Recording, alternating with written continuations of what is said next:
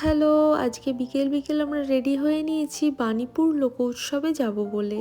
এই উৎসবের নাম তোমরা হয়তো অনেকেই শুনে থাকবে, নর্থ চব্বিশ পরগনার এটা খুবই ফেমাস। যাই হোক, আমরা বিকেল বিকেল এখানে পৌঁছেই গেছি। আর মেলার দিকে না গিয়ে এখন চলে এসেছি প্রদর্শনী প্রাঙ্গণে। এখানে বিভিন্ন রকম জিনিস প্রদর্শন করা হয়, যেমন প্রচুর স্কুল আসে এখানে তাদের সায়েন্সের প্রজেক্ট দেখানোর জন্য। ভীষণ সুন্দর করে সেগুলো। ওইদিকে আমরা এখনও যাইনি, প্রথমেই চলে এসেছি কৃষি প্রদর্শনীতে। এখানে কৃষক ভাইরা তাদের জমির সব থেকে বড় বড় শাকসবজি, ফল মূল এগুলোকে নিয়ে এসে এই মেলাতে স্টল করে। আর মানুষজন ভীষণ খুশি হয়ে এগুলো দেখে। খুব ভালোই লাগে, কিন্তু আমরাও সেই লাইনই দিয়েছি এখানে দেখার জন্য। একবার সাইজগুলো জাস্ট দেখো, কি বড় বড়, তাই না? সত্যিই ভীষণ সুন্দর। মেলাটা প্রায় 7 দিন হয়ে গেল, তাই একটু শুকিয়ে গেছে। আমরা একদম লাস্টের দিকে এসেছি। এই মেলাটা কিন্তু অনেকটা বড় জায়গা জুড়ে বসেছে, আর কি না নেই এই মেলাতে। এখন আমরা চলেছি গাছের স্টলে।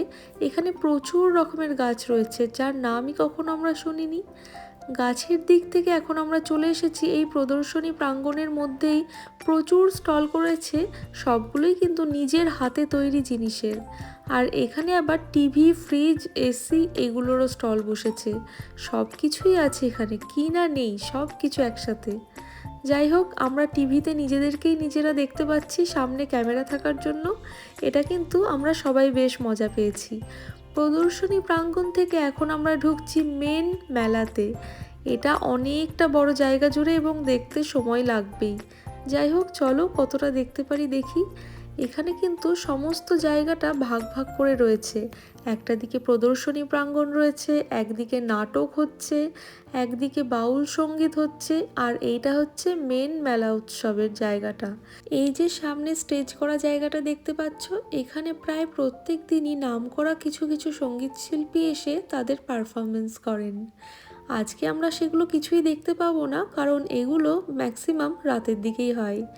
এই মেলাতে বেশ কিছু দোকান হয়েছে, মানে প্রচুরই হয়েছে। তাই আমরা কিছু কিছু দোকান এখন ঘুরে দেখছি। সবটা কভার করা সম্ভব নয়, অনেকটা সময় লেগে যাবে। এই সমস্ত দোকানগুলিতে সব কমন জিনিসই রয়েছে, মানে ন্যাচারালি যেগুলো মেলাতে থাকে আর কি। বাচ্চাদের খেলনাপাতি, সাজগোজের জিনিস, বাসনপত্র, কাপ প্লেট, এইসবই। এখন আমরা চলে এসেছি রাইডের দিকটায়। আর এখানে সমস্ত রকমের রাইডই রয়েছে। প্রত্যেকটা রাইডই প্রায় 2টো করে রয়েছে এখানে, প্রচুর জায়গা কিনা। এখন আমরা চলে এসেছি একটা ফুলের দোকানে। কি সুন্দর লাগছে সত্যি, এই সূর্যমুখী ফুলটা একদম আমার নজর কেড়ে নিয়েছে। ভীষণ রকম সুন্দর লাগছিল। ভেবেছিলাম নিয়েই নেব, কিন্তু দামটা বড্ড বেশি বলছিল।